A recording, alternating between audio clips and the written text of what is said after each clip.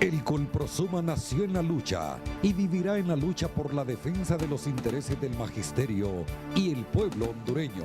El Colegio Profesional Superación Magisterial Hondureño presenta su programa Acontecer Colprosuma.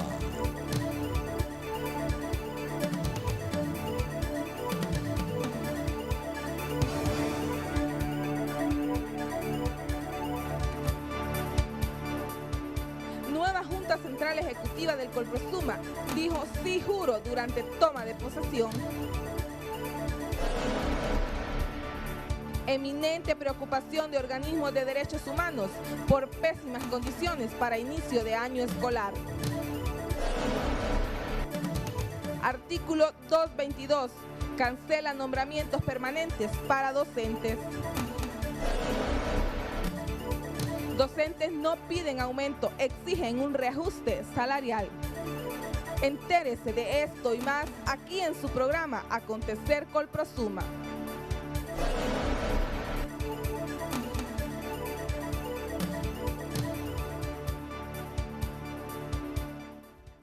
Qué gusto, maestros y maestras hondureñas, poder dirigirme a ustedes hoy, jueves 14 de enero del año 2016. Estamos listos con las informaciones más importantes en el ámbito magisterial y comenzamos de inmediato. La Junta Central fue juramentada recientemente en el 46 Congreso Ordinario y ya tomó posesión el pasado viernes. Veamos los detalles.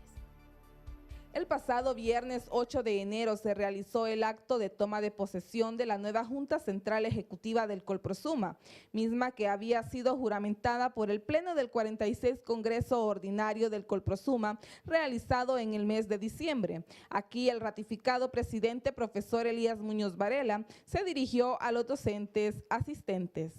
Rescatemos el aula de clase.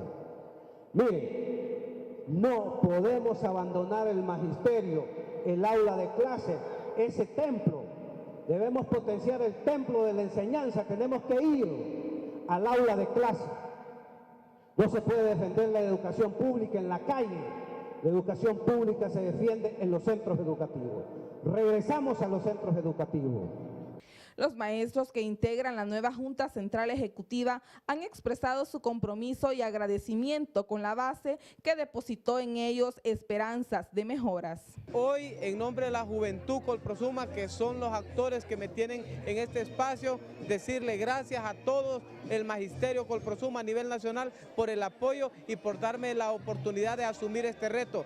Estamos convencidos que lo vamos a hacer bien porque tenemos todo un grupo de jóvenes que me va a apoyar. Pedimos mucha confianza ante los compañeros de base porque es donde nosotros tenemos que trabajar, hacia donde ellos es donde vamos, porque ese es el Colprosuma de hoy y es el Colprosuma de mañana.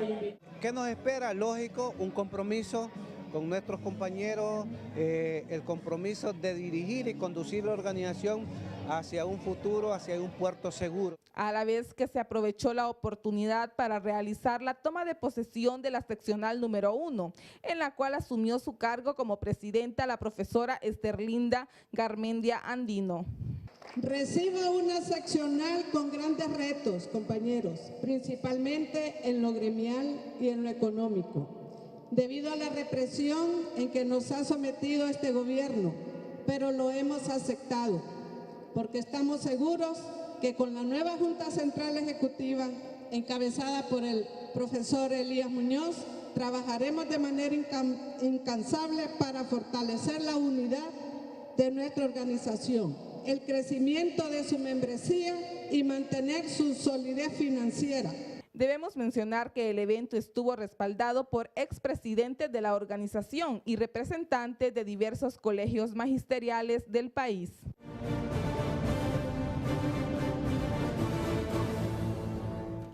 Así es, y le damos la más cordial bienvenida a estos 11 miembros de la Junta Central Ejecutiva nueva. Como siempre sabemos el compromiso que traen, al igual que los que salieron en este periodo, los del 2016-2017 serán iguales de competitivos, así que bienvenidos. Cabe resaltar que a partir del próximo jueves ya estará con ustedes en este set nuestro nuevo secretario de Publicidad, el licenciado Francisco Ramírez, así que va a ser un placer tenerlo acá con nosotros. Bueno, y continuando con las informaciones, Transparencia Internacional exige concursos para directores departamentales. Como una recomendación de la Comisión de Transparencia Internacional, a más tardar en el mes de junio deben estar electos mediante concursos los nuevos directores departamentales. Por ello se espera que la próxima semana se haga pública la convocatoria para concurso. Ya se está convocando la veeduría esta semana para que asistan al proceso de selección de concurso. En las próximas semanas se estará... La próxima semana creo que se está convocando al concurso de las direcciones departamentales y hay un calendario ya que para el mes de mayo o el mes de junio deben estar nombrados los nuevos directores y ahí se tiene que suspender el artículo 222.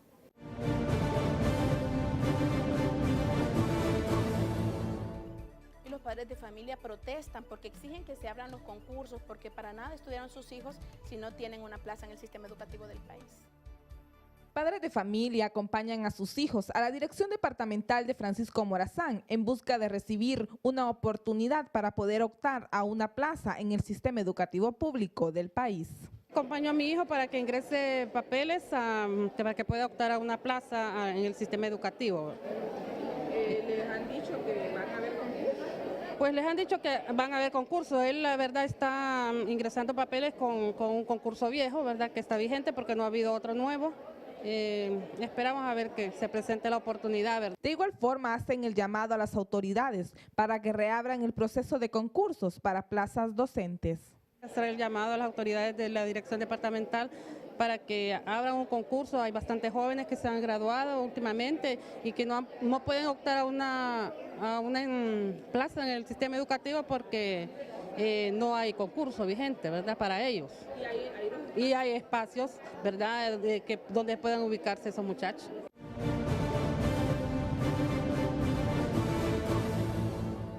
Y otros que están preocupados por el próximo inicio de clases son los defensores de los derechos humanos porque las condiciones en el sistema educativo público siguen siendo las mismas.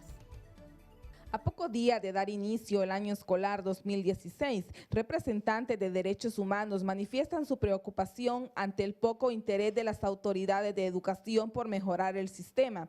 Así nos lo dice el director de Casa Alianza, licenciado Guadalupe Ruela.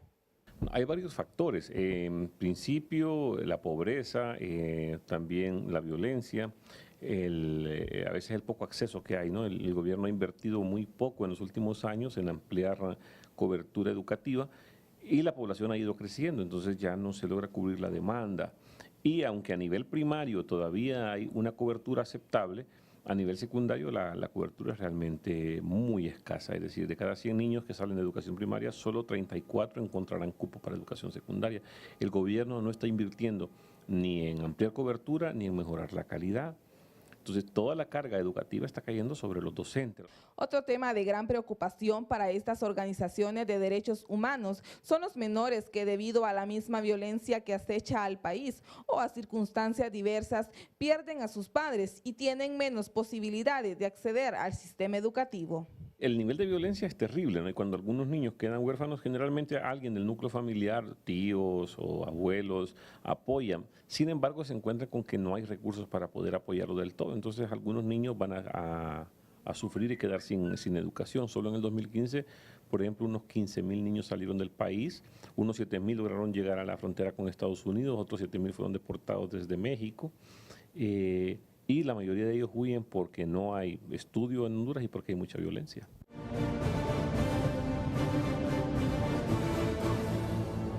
Y al menos durante el primer semestre de este año no habrá nombramientos para maestros permanentes, solamente interinos.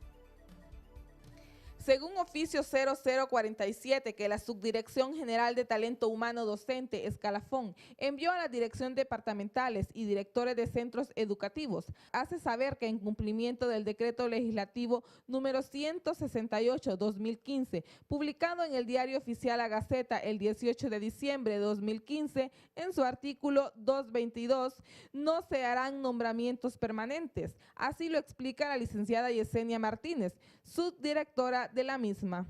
12 de enero se emitió el oficio 0047 de parte de la Subdirección de Talento Humano, lo que es el Escalafón, para que los directores de centros educativos y las direcciones departamentales puedan trabajar en conjunto con las juntas de selección de cómo se van a nombrar los profesores de manera interina. Este año 2016 están suspendidos el primer semestre prácticamente los nombramientos permanentes. El artículo 222 de las normativas presupuestarias le dice a la Secretaría de Educación que tiene suspendido hasta que se elija nuevos directores departamentales mediante concurso. Y el maestro hondureño no está pidiendo un ajuste salarial, está exigiendo un reajuste digno. Como todos sabemos, la canasta básica está en ascenso, está con unos precios imparables y nadie los detiene y nadie hace nada por aumentarle el sueldo a los escasos bolsillos del docente hondureño. Los docentes que día a día acuden a sus centros educativos a impartir el pan del saber, piden al gobierno que ya se dejen de estiras y encoges y que de una vez por todas se pongan claros con relación al reajuste de su salario. En realidad, el primero que debe hacer un estudio sobre la situación del magisterio es el ministro de Educación. Y luego de eso, entonces, él ponerse de acuerdo con el ministro de Finanzas para, entre los dos, hacer el reajuste salarial, porque son los dos que manejan la situación, pues. El Poder Ejecutivo, junto con el Legislativo, obviamente, tiene la obligación moral de hacer ese reajuste hacia nosotros. A la vez le recuerdan a las autoridades que ellos no piden un aumento. Por lo contrario, exigen una nivelación de acuerdo al alto costo de la vida. No se puede llamar aumento a la cuestión de los maestros de nuestro salario porque son reajustes a los desajustados que estamos desde hace 7 años, ¿verdad? Entonces yo creo que eso es más que necesario, ¿verdad? Porque justamente pues nosotros representamos un sector muy importante en Honduras porque representamos la educación.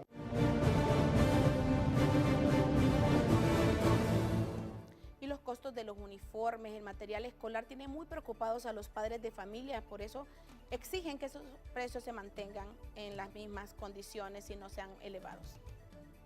Con mucha preocupación, el hondureño ve el regreso del año escolar debido a la falta de empleo y lo inalcanzable que se vuelven las compras de útiles escolares y uniformes para el año lectivo 2016. Las mochilas, loncheras, cuballeras, pantalones y faldas ya están listos en los establecimientos comerciales del país, esperando que los usuarios acudan a realizar las compras. Pero para muchas madres solteras, la adquisición de estos productos depende únicamente del escaso salario de sus esposos, por lo que esperan que no sufran grandes incrementos y así poder adquirirlos.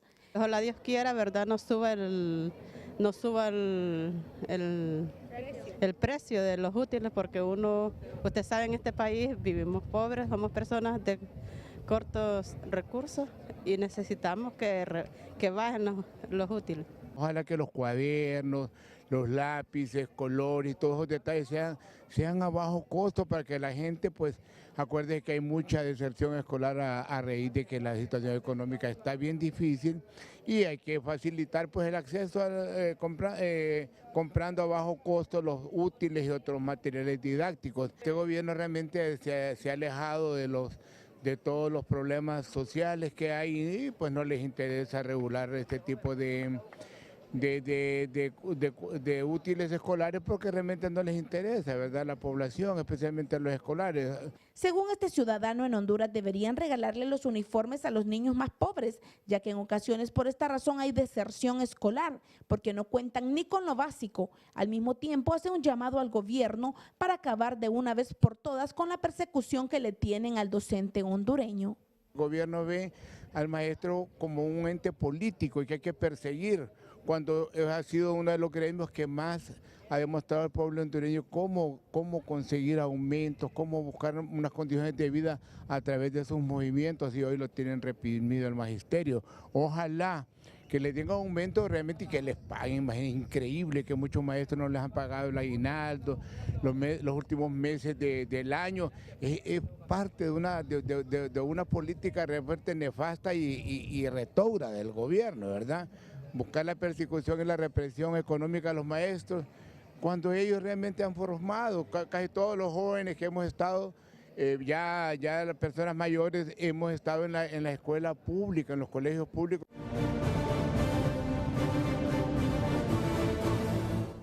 Y el periodo de clases comenzó en diciembre y que sirve para que los estudiantes no pierdan el año de estudio, finaliza la próxima semana. Se espera que este próximo 20 de enero se dé por finalizado el ciclo de la denominada escuelita de fin de año, en las que al parecer de algunos docentes supieron aprovechar el tiempo por temor a perder el año escolar o a no graduarse. Creemos que sí ha sido provechoso porque muchos alumnos van a recuperar su año y lo importante es que el proceso es un proceso acelerado, pero que el sistema de evaluación es más que todo con trabajos, con trabajo en el aula, en su casa, guías, y la evaluación ya es mínima, ¿verdad? Ahora, el problema es que aquí ya no hay recuperación, ya el que no pasó ya se queda y en todo caso tendría que repetir este año 2016. A la vez, el profesor Hernán incita a los padres de familia a crear conciencia en sus hijos de lo importante que es entrar a clases y no quedarse en los pasillos. Hacer conciencia entre el padre para que esté pendiente de sus hijos a ver si el alumno entra a clase, porque si entra a clase no tendría motivo por qué reprobar las materias.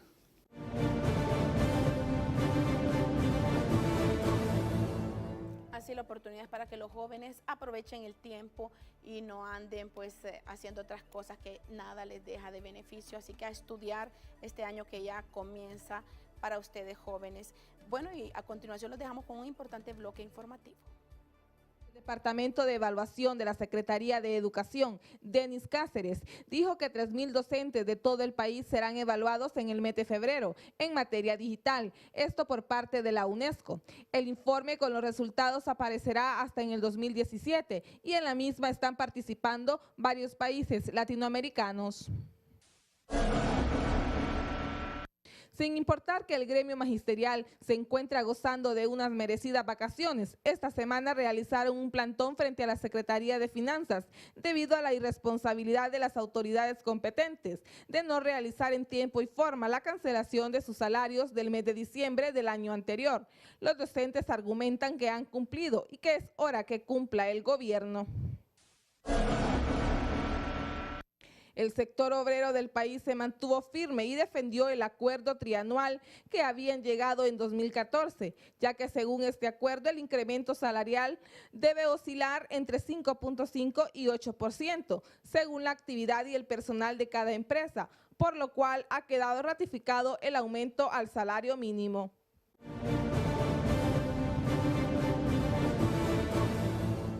Nuestra nota positiva se garantiza gratuidad en las universidades públicas de Chile. Chile es uno de los países de América del Sur que más ha apostado por el desarrollo de su gente mediante el apoyo al sistema educativo público. El recién pasado mes de diciembre, la Cámara Legislativa aprobó la Ley de Presupuesto, en el cual se incluye un nuevo sistema de gratuidad para la educación superior durante este año 2016. Pueden estar seguros que la gratuidad va a partir el próximo año. Con este gobierno se va a iniciar el proceso para que todos los estudiantes tengan acceso a educación superior gratis, de calidad y sin deuda. ¿Qué haremos entonces? Me voy a encargar personalmente de identificar las mejores alternativas para que dentro de las posibilidades legales por un lado y presupuestarias por el otro, la mayor cantidad posible de estudiantes de educación superior previstos para acceder al beneficio de la gratuidad puedan efectivamente hacerlo. Aunque esta ley es solo para el presente año, la presidenta Bachelet ha dicho que es el inicio del camino y por ello se iniciará implementando de forma gradual.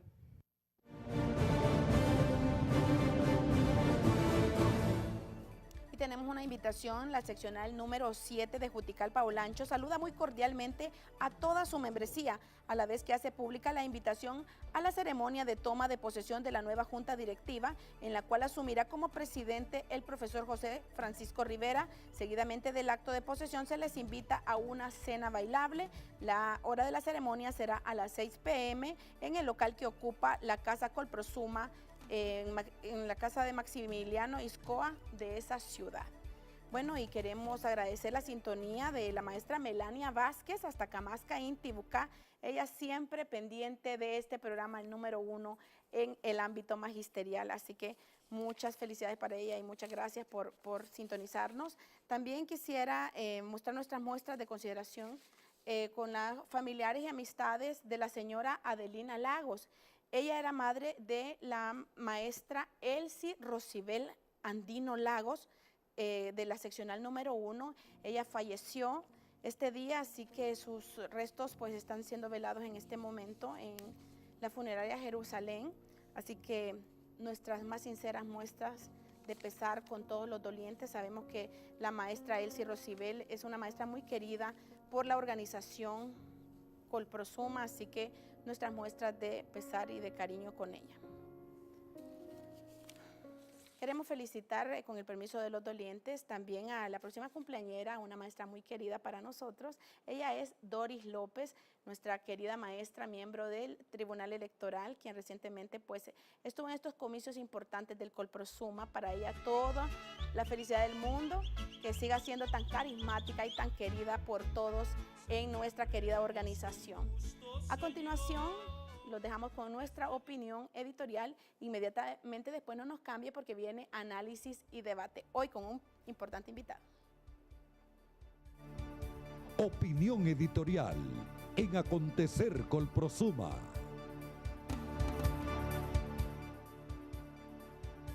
El regalo del presidente.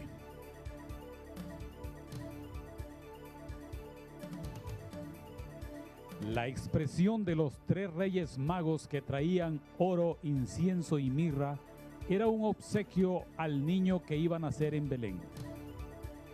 Paralelo a esa fecha de celebración, el presidente de Honduras anunció que tenía un regalo para los maestros. No se sabe si es una bolsa solidaria, bono de 10,000 u otra fantasía. El pueblo acostumbrado a las mentiras de don Juan Orlando Hernández, este tipo de vagas expresiones solo son atribuibles a un presidente informal que siempre está ofreciendo lo que no tiene.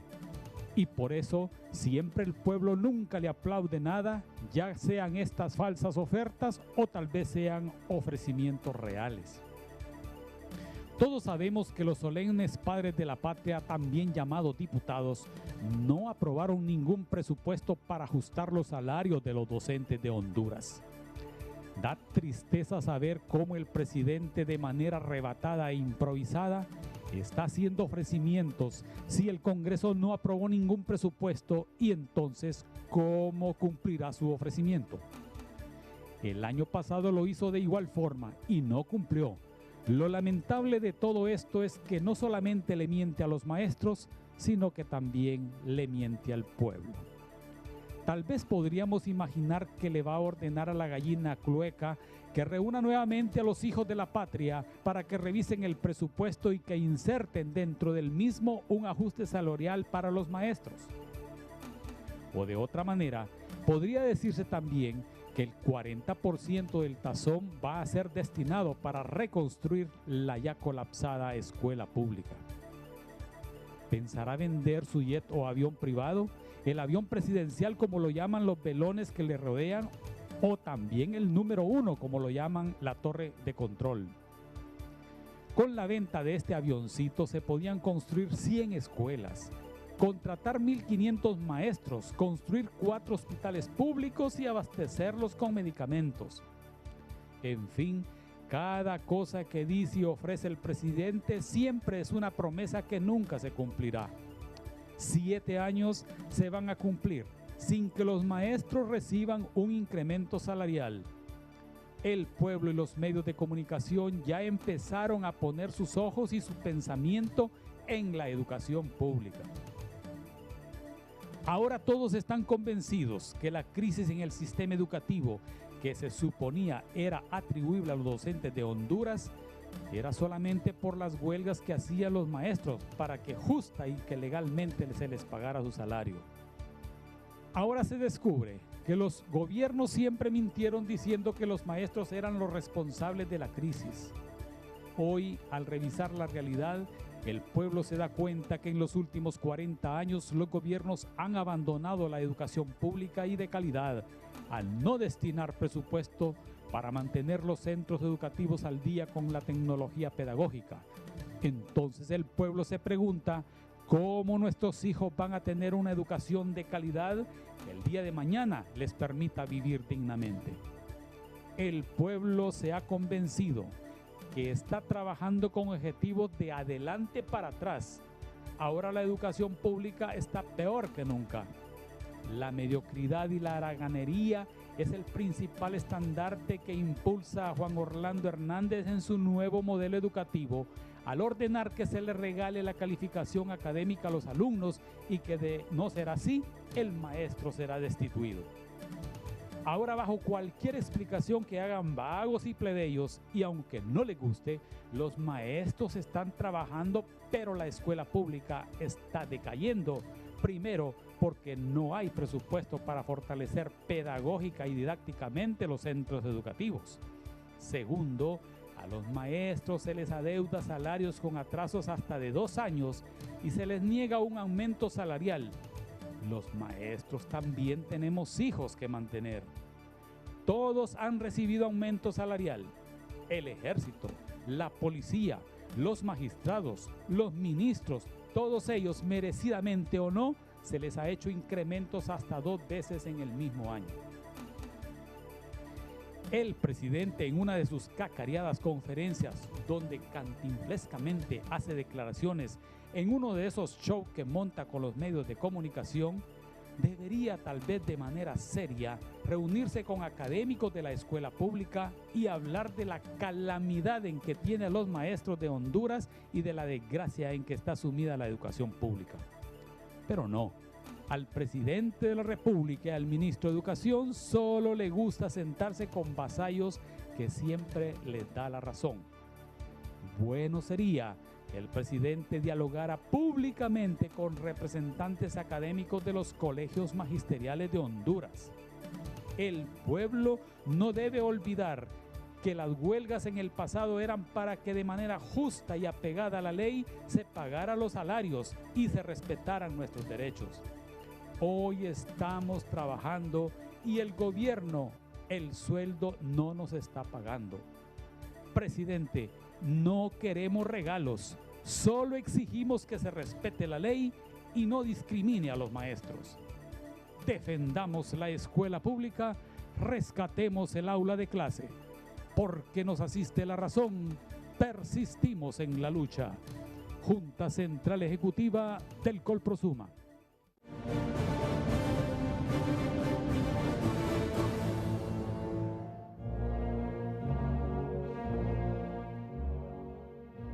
La Junta Directiva de la Seccional número 7 del Colprosuma en Juticalpa, Olancho, lamenta profundamente el fallecimiento de la maestra Leslie Leticia Galvez, quien entregó su alma al Altísimo el día sábado 9 de enero del presente año. Resignación cristiana a sus familiares y paz a su alma.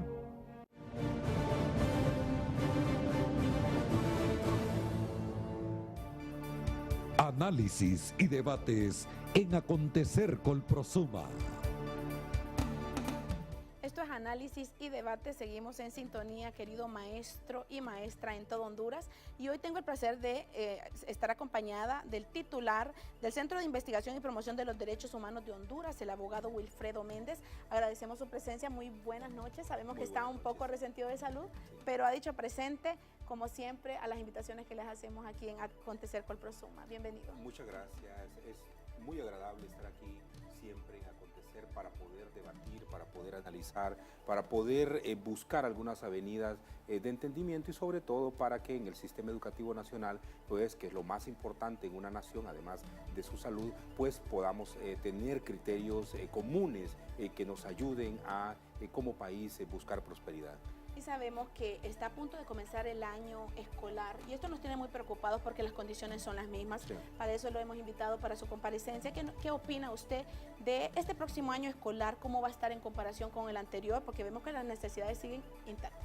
Mire, hay algo muy importante en cualquier democracia y es al momento de revisar cuáles son sus acciones en función de los intereses ciudadanos, y cuando uno observa, pues tiene que irse a los escritos que los gobiernos hacen, ya sea un plan de nación, una visión de país, cuáles son sus indicadores, pero también el presupuesto general. Por lo general, en Honduras, por lo general hemos tenido que el presupuesto general se ha convertido en ese instrumento y en ese guía para poder determinar cuáles son las prioridades del Estado. Cuando observamos que un gobierno aprueba un presupuesto que favorece más la compra de armas, que la compra de cuadernos, que favorece más el armamentismo, que fortalecer todas las instalaciones de las escuelas, de los colegios, favorecer incluso el ingreso a las universidades, pues lógicamente a partir de allí va midiendo el tipo de voluntades que se expresan en el Estado. Por lo tanto, en la valoración que nosotros hemos hecho para este año en función del presupuesto aprobado el año pasado, pues nos indica claramente que el Gobierno de la República, desafortunadamente, las prioridades que debe de contener en su mandato no las está teniendo al cumplir ya casi 2 años. Por lo tanto, el sistema educativo nacional se convierte en una dificultad para poder determinar cómo podemos avanzar con mayor propiedad. Y hay algo muy importante, licenciada Cintia, y es que en el 2045 Honduras va a tener el pico más alto de gente joven, lo que se llama bono demográfico. Significa que tenemos que estar preparados, que tenemos que estar listos para poder tener a nuestros jóvenes, a nuestras jovencitas, con niveles de competencia que pueda darle la oportunidad del emprendedurismo, de la fundación de empresas, del empleo con eficiencia, porque si no, entonces estamos condenando a nuestras juventudes a que no tengan ese nivel de desarrollo y de bienestar para sus familias, y eso depende del sistema educativo. Y desafortunadamente también en el sistema educativo lo que vamos teniendo es un elemento de exclusión y de marginación. Lo encontramos, por ejemplo, en las universidades, cuando hay jovencitos que no se les permite ingresar a las universidades, y principalmente a la Nacional Autónoma, por algunos requisitos, por algunos exámenes, y hay un elemento de exclusión, por lo tanto de marginación, y el nivel de desigualdad se profundiza porque la pobreza se genera a partir de no tener una educación de calidad. Reportan aquí nuestros seguidores en nuestras cuentas sociales y dice, ¿cómo hacer para que este gobierno no pierda la brújula y se oriente en lo que es más importante en un país educado? Bueno, mire, hay elementos muy importantes. Yo creo que Honduras va por ese camino. Honduras está teniendo una sociedad muy crítica, una sociedad que va acompañando a los gobiernos municipales que quieren, por fortuna, desarrollar algunas acciones muy importantes en favor de su población. Yo conozco algunos municipios, algunas autoridades municipales, algunas corporaciones que hacen inversión en escuelas, que hacen inversión en pupitres, incluso hasta pagando salarios en algunos lugares. Por lo tanto, ese esfuerzo y ese acompañamiento de la población es importante. El problema lo tenemos al nivel del gobierno central, cuando esa interacción con el gobierno central se hace más complicado. Una conversación, acuerdos a nivel ministerial, a nivel presidencial, se vuelve más difícil, pero está en manos de la población. Si al final los gobernantes que tenemos es porque los hemos electo allí. Si queremos seguir teniendo la poca posibilidad de crecimiento, pues entonces seguirán eligiéndose autoridades que al final, pues por el voto popular llegan y no atienden las necesidades más importantes. Y es que, ¿será que a Honduras al menos al gobierno le interesa que un pueblo que no sepa nada? Es más fácil. Sí. Es más fácil para ellos hacer todos sus ideales, cumplirlos, cuando el pueblo no está preparado. Cuando el pueblo no está preparado, cuando no hay actores sociales, cuando no hay un movimiento gremial, un movimiento magisterial o un movimiento sindical de toda naturaleza, cuando no existe una entidad empresarial, cuando no existe un movimiento indígena, popular de cualquier nivel, que no tenga las capacidades para poder defender sus derechos, que sepa que este país nos pertenece a todos y a todas, que no tenemos por qué tener condiciones de precariedad en un país tan rico, que la gran mayoría de la riqueza se la están consumiendo unos cuantos corruptos. Ese entendimiento y esa comprensión no conviene a grupos corruptos, porque sencillamente este ciudadano, esta ciudadana exige el derecho. Al exigir el derecho, por lo tanto, significa que esa acumulación de riqueza mala vida, pues tiene que quitársele de las manos y tiene que estar en las manos que corresponde, que es de la población. Por eso es que hay muchos que evitan que haya un proceso de educación adecuado y pertinente. Por eso es que evitan que ese conocimiento llegue a la gran mayoría, porque en ese sentido se convierte y está obligado a tener una distribución de la riqueza. Incluso algunos hablan de un elemento que suele ser muy diabólico, incluso maquiavélico, muy malo, al decir que cuando hay un puesto de salario, por ejemplo, en la precariedad del salario que brindan, se mantiene esa precariedad, porque si se le dice a la persona, mira, vos estás ganando por lo menos 4.000 lempiras, hay gente que no está ganando nada, entonces esa persona se mantiene ahí a pesar de las humillaciones, a pesar de todo, porque sabe que hay, exacto, y sabe que hay 20, 30 personas. Y es lo que comete tal vez el empleador, que de repente le dice a las personas, si no querés, pues ahí hay 20, y es bien correcto. Triste que esté pasando, porque realmente un pueblo sometido, imagínese usted. Sí, no hay duda, se convierte en esclavo, se convierte en autómata, y en ese sentido pues se convierte prácticamente en un que regala su fuerza de trabajo, no tiene la posibilidad de darle un crecimiento adecuado a su familia, y es muy triste ver que crece en la pobreza, muere en la pobreza, y ve a sus hijos e hijas que también estarán condenados a la pobreza. Y es por esto, por tanta migración de niños para ciudades del norte. ¿Cree usted que este fenómeno algún día pues va a parar, o va a continuar igual o peor?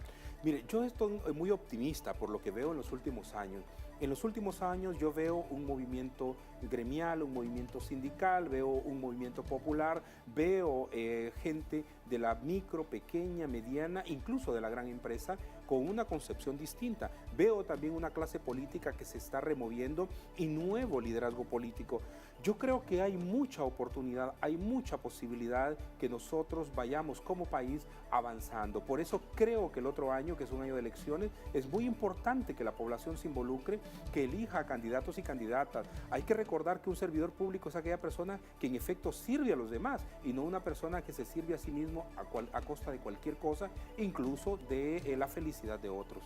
Ahora vayámonos al otro extremo, al extremo magisterial, a los maestros que día a día se preparan, que luchan por tener una membresía, por destacarse, por ser, tener doctorados de repente, y no están siendo bien vistos. Y muy al contrario, no se les ha hecho un reajuste en más de 6 años, y no nos cansamos de repetir esto, porque realmente ya es justo, un reajuste digno, no un porcentaje mínimo. Ellos merecen un reajuste digno. Hay que tener en cuenta que las condiciones en que el movimiento magisterial le ha tocado trabajar son completamente desfavorables. Hay otros que tienen peores condiciones, incluso hay que recordar, por ejemplo, mire, el área rural, donde los maestros y maestras tienen que hacer grandes caminatas de horas para poder llegar a un centro de trabajo, donde hay solo 2 aulas para 6 grados o una aula para 6 grados, el nivel de esfuerzo que se desarrolla es muy alto, y la compensación que se hace al movimiento magisterial no es la pertinente y adecuada. Lógicamente también aquí, licenciada Cintia, hay elementos importantes que nos llaman la atención en la responsabilidad del Estado, en la responsabilidad del movimiento magisterial también, porque si hay un elemento que los encuentra a ambos, es la niñez, es la juventud, a los cuales se les va a educar. Por lo tanto, las responsabilidades que ambos tienen es de muy alto compromiso. Por eso un maestro y una maestra tiene un legado extraordinario. Tiene que ser una persona de vocación con alto nivel de servicio a su país, y lo hemos visto en todos estos años. Y disculpe que lo interrumpa, pero es cierto, eso que usted dice, tiene que ser algo que a ella le nazca hacer, porque realmente si fuera por el sueldo, pues ya no habría ningún maestro trabajando en el sistema. Es correcto. Porque están sumidos realmente en una calamidad. A mí me ha tocado viajar mucho fuera de la ciudad, y veo en el interior del país las necesidades que tiene realmente el docente. La gente antes decía, que andan en huelga, que no sé qué, pero no. La realidad que está viviendo estos maestros en el interior del país, y aquí también en pleno centro de la ciudad, es lamentable. Correcto, y además de eso hay que agregarle los elementos de inseguridad. Hay algunos maestros y maestras que se mueven en zonas de alto nivel de riesgo, incluso bueno, hay muchos que tienen que pedir traslado de una ciudad a otra, porque el nivel de persecución de una mara, de una pandilla que no le permite la entrada a algunos centros escolares, algunos centros educativos, es muy alta, el nivel de amenaza que tienen es muy fuerte. En este caso, entonces, hay que jugar con esos elementos de peligrosidad y tener en cuenta que es muy importante proveer de condiciones no solo logísticas ahora, no solo de adecuación de los centros educativos, sino de la propia seguridad del profesor y profesora. Y hay que también observar en esto, licenciada, el tema de la problemática de la escuela nocturna. Este es un problema gravísimo para aquellos hombres y mujeres que con mucha dificultad quieren avanzar en sus estudios y las trabajan están cerrando, muchísimo. y las están cerrando porque no hay vigilancia, asumen ellos, pero realmente ahí es donde está un gran problema. Imagínese usted, hay muchos jóvenes que están trabajando porque las condiciones pues no son aptas en este país para que únicamente se queden estudiando y les cierran la escuela en la noche, la nocturna. ¿Qué piensa usted? ¿Le cortan las alas a estas personas? Ya no van a tener las mismas oportunidades que otros, porque antes pues decía, trabajo en la mañana y estudio en la noche y salían grandes profesionales, pero esto lo están cerrando. ¿Qué piensa usted, abogado? Bueno, hay cosas que el Estado desafortunadamente no tiene reparo o interés de poder rescatar. Yo he observado, sobre todo cuando uno hace los seguimientos en materia de seguridad y la respuesta al sistema educativo nacional que tiene que ver con la escuela nocturna, que infortunadamente es bueno, un proceso de cierre y no un proceso de apertura y de negar oportunidades. Como muy bien dice usted, son personas que hacen muchísimo esfuerzo y deberían de tener más bien un acompañamiento por parte del Estado y mayor incentivo, y no lo tienen. Y no cerrando escuelas es que se va a avanzar en este país, ni también fusionando, porque hay muchos que lo fusionan, a uno le queda más cerca una escuela determinada, entonces ya no lo mandan a sus hijos y hay deserción escolar. Correcto, correcto. Es realmente lamentable y volviendo al tema de los maestros, les exigen mucho y nada les ofrecen. Imagínese usted que hay maestros que tienen hasta miedo de pedir permiso porque dicen que pueden ser sancionados de inmediato. En muchas ocasiones me tocó a mí pues visitar muchos centros educativos y les decía, ¿quieren hablar? Y no, porque ya el ministro mañana me corre. Si me mira, me corre o no me resuelve el problema que yo tengo. Es lamentable. No es con miedo que estas situaciones se van a resolver, ¿no es así, abogado? Sí, mire, aquí hay una cuestión que tenemos que ponerlo en un contexto político y social. El movimiento magisterial ha tenido la posibilidad del debate y ha tenido un nivel de conciencia muy fuerte. Por lo tanto, el nivel de persecución, de acorralarlo, de evitar de que haya y que levante conciencia colectiva ha sido muy claro y ha sido prácticamente una estrategia de gobierno. En eso hay que tener cuidado porque lo que estamos haciendo es evitar el crecimiento no solo emocional, sino el crecimiento de conciencia de un país que lo necesita mucho. Y Honduras es un país con una potencialidad extraordinaria. Es el segundo país más grande de Centroamérica y es un país con una alta riqueza. Por lo tanto, requiere de un nivel más bien de acompañamiento del movimiento magisterial, del fortalecimiento del gremio magisterial, no el hecho de callarlo. Imagínense también que no ha habido diálogo en años con este sector que es tan atropellado por el actual gobierno y gobiernos anteriores, no solamente este. Imagínense que las dirigencias magisteriales han querido hablar, dialogar, pero no hay oportunidad, simplemente es no. Claro, hay que recordar que hay parámetros en los que algunos sectores mezquinos operan, tanto políticos como económicos. Y en ese sentido, abrir mesas de diálogo, de convergencia, de poder llegar a puntos comunes, donde las prioridades del Estado cambien y sea en efecto el acompañamiento de un sistema educativo que desde el propio Francisco Morazán decía claramente que la educación popular era un factor fundamental de desarrollo, hasta nuestros científicos actuales de estos tiempos que priorizan la educación. Cuando se dan ese tipo de acuerdos, llevar a una mesa de diálogo al movimiento magisterial significaría también entonces cambiar la agenda que este Estado tiene, sobre todo del fortalecimiento militar en el país y más bien la protección de grupos mezquinos frente al declive que tiene un sistema educativo que debería de tener un nivel de protección y acompañamiento mucho más alto. Imagínese, abogado, que han sido suspendidos los concursos. Oiga bien, todos los maestros que acuden a diario a Escalafón, a la Departamental de Educación Francisco Morazán, en busca de una plaza. Eso es lamentable. Me encontré una madre la otra vez que decía que tenía 3 hijos maestros y ninguno tenía trabajo. Oiga bien usted. ¿A qué se está enfrentando? ¿Qué les espera a estas personas para el próximo año cuando no hay concursos, no hay voluntad política para remediar esta situación? Bueno, aquí hay algo muy importante que decir. Aquí ha habido un proceso del maestro, la maestra, que anda en busca de una plaza, se le ha humillado, se le ha marginado, se le ha tratado de mil formas, los políticos se han aprovechado de ello, algunos dirigentes magisteriales incluso se aprovecharon de algunas circunstancias, cosas que los gremios deben de proteger más bien y de buscar mecanismos para poder controlar este tipo de cuestiones. El maestro y la maestra ha sido víctima de muchos atropellos.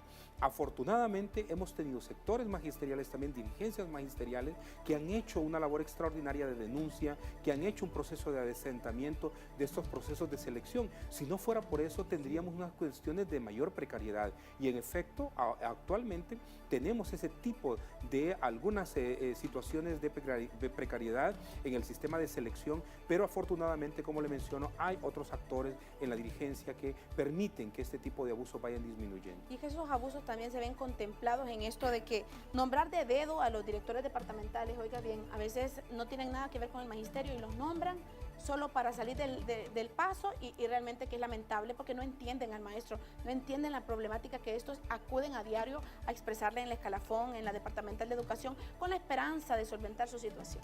Correcto, hay que recordar que es muy importante en el caso de las direcciones departamentales porque van recibiendo una serie de peticiones de los distintos municipios y también muchas aspiraciones de varios sectores que quieren que el sistema educativo pueda contribuir, por ejemplo, en la prevención de violencia, pueda contribuir en la educación plurilingüe, pluricultural, por ejemplo, y por lo tanto se requiere de muy buena voluntad política al nivel de las direcciones departamentales.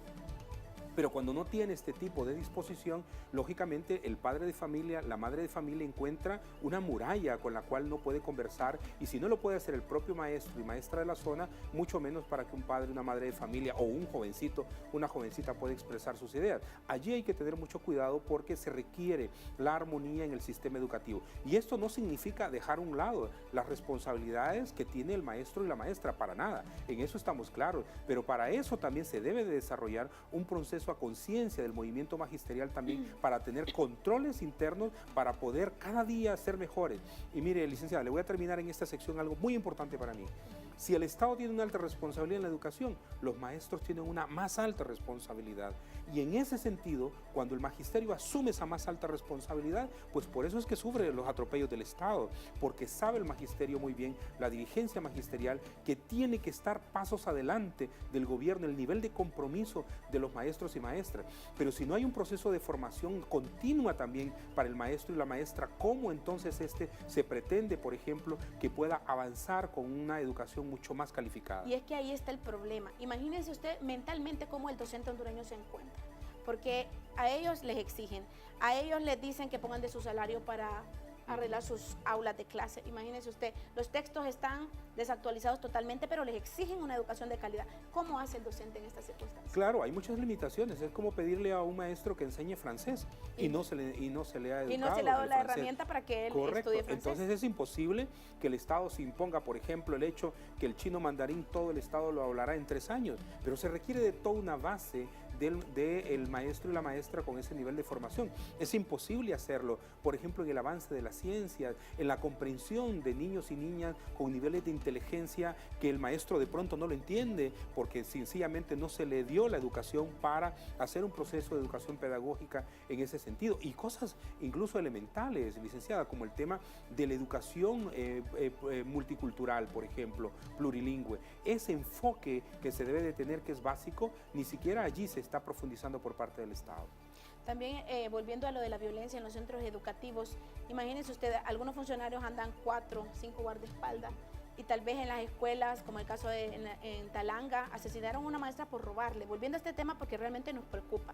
Imagínense usted qué estará haciendo el gobierno para protección de estos centros educativos y de estos pequeños, porque también se ven en situaciones lamentables.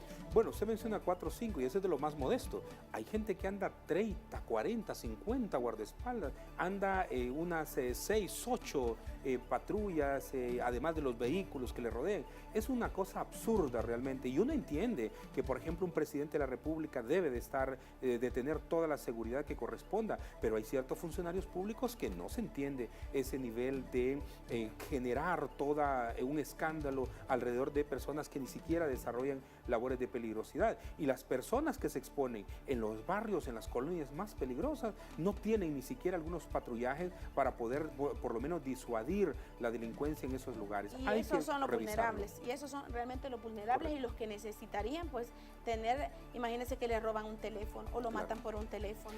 Y ahí, licenciada, hay un elemento muy importante, Cintia, porque hay cosas que no llegan a la estadística. A un profesor va caminando, le roban su mochila, su billetera y le ensartan el cuchillo, se fue a su casa con la herida y allá a curarse, ¿verdad? Y falta los días de clase y tiene el problema que está ahí, pero no forma parte de la estadística. Es decir, no conocemos con exactitud los niveles de exposición de peligro, de las amenazas, de las agresiones que reciben muchos maestros y maestras en el país, como lógicamente toda la población, porque no es un ataque solo al magisterio también, es un ataque a la población en general y sobre todo a los jovencitos y jovencitas que viniendo de sus propios colegios les están robando su mochila o sus 20 lempiras que tenían para el bus. Abogado, ¿cómo ve el 2016 usted con el problema de infraestructura? Usted ha visto nuestro noticiero donde hemos presentado techos rotos, no hay agua, no hay luz, pozos sépticos rebalsados porque no hay interés. ¿Cómo ve usted este 2016? ¿Qué piensa que cambie? ¿Cómo cambiaría su opinión para que esto mejore? Muy difícil esperar grandes mejoras. Usted muy bien sabe porque usted recorre mucho los centros educativos, que muchos de estos mobiliarios, de estas mejoras, han dependido de la cooperación internacional incluso, han dependido de la aportación que las municipalidades hacen, de las aportaciones que los padres de familia, las madres de familia hacen. Si no fuera por eso, incluso no tendría ni siquiera condiciones mínimas para poder atender a los estudiantes. Se requiere un cambio realmente en la actitud, en las prioridades que el gobierno tiene, pero desafortunadamente no lo veo. No es con armas, como usted mismo lo dijo, no es con armas que se va a resolver esta crisis. Aclárenos esto porque realmente se está invirtiendo más en armas que en un presupuesto digno para enfrentar la problemática educativa en el país. Bueno, en materia de seguridad se establece que hay que generar miedos en la población para poder tener controles sobre esos temores y que la población tenga menos posibilidad de crecimiento. Uno no puede negar la realidad en el país de violencia y crimen, pero el crimen y la violencia se combate con una investigación efectiva, se combate con una policía altamente calificada, se combate con una policía que no tenga vínculos con la corrupción, por el contrario, que tenga un compromiso alto con la seguridad, pero no se combate con armas de guerra, no se combate fortaleciendo unas fuerzas armadas, por ejemplo, que no tienen un rol fundamental en los temas de seguridad pública. Ese dinero que se invierte en esto, o que se malgasta más bien, debería de ser invertido en el sistema educativo nacional, porque muy bien lo escriben los muchachos en las calles y las muchachas, es decir, necesitamos cuadernos, no armas, y en la medida en que eso pase, tendremos una posibilidad de crecimiento social. Cuadernos, no armas, y también una merienda escolar de calidad, porque aquí hay que hablar lo que es en esos centros educativos, en algunos maíz y arroz. Oiga bien, ¿qué nutrición va a tener un pueblo cuando realmente es tan pobre y que el gobierno se vería obligado a ayudarlos o ver las condiciones lamentables en las que van sin zapatos o con ropa que no es la adecuada para acudir a un centro? ¿Cómo ve usted eso? Mire, sí, lo que voy a narrar ahora para algún padre de familia, alguna madre de familia en el interior sería es imposible de creerlo, pero cuando el niño y la niña va a la escuela, debería el gobierno de darle su uniforme completo para todo el año, y no un par de calcetines, sino muchos, ¿verdad? La alimentación debe de estar en la escuela, alimentación adecuada, inclusive revisada por nutricionistas. Debe de estar sus útiles escolares, incluyendo sus textos regalados en la escuela. Deben haber condiciones adecuadas, el bus escolar o en los lugares rurales, las condiciones adecuadas para poder presentarse. Cuando el niño, la niña avanza hacia al colegio, acompañarle ahí con un proceso de asesoría a la universidad, cuando sale de la universidad, buscarle un trabajo. Todos esos elementos deben de estar presentes, pero para un padre y una madre de familia es imposible pensar que un Estado haga eso, pero en los estados que están preocupados por la educación, así se hace. Cuando el niño va a la escuela, el padre y la madre no tiene por qué andar comprándole nada. El Estado está en la obligación de proveer alimentación, vestuario y oportunidades mejores. Y oportunidades, esa palabra es mágica. Oportunidades, lo que Honduras realmente últimamente pues no le da a sus jóvenes, razón por la cual emigran a otros países. Triste. Con Mucho gusto, yo le agradezco a usted haber estado con nosotros y que nos haya pues dado todas sus enseñanzas, todo lo que ha conocido a través de su experiencia, así que le agradezco mucho. Y antes de finalizar, quisiera corregir, es en la funeraria Espíritu Santo que están siendo velados los restos de la señora Adelina Sierra, así que familiares y amigos, si quieren asistir al velatorio de esta distinguida dama, pues es en Funerales Espíritu Santo. Esto ha sido Acontecer Colprosuma, análisis y debate. Recuerde que el próximo jueves ya estará con ustedes el nuevo secretario de Publicidad de nuestra querida organización, el señor Francisco Ramírez. Por mi parte ha sido todo, muy buenas noches y que Dios les bendiga. Hemos presentado su programa Acontecer Colprosuma. Será hasta la próxima semana en una nueva emisión.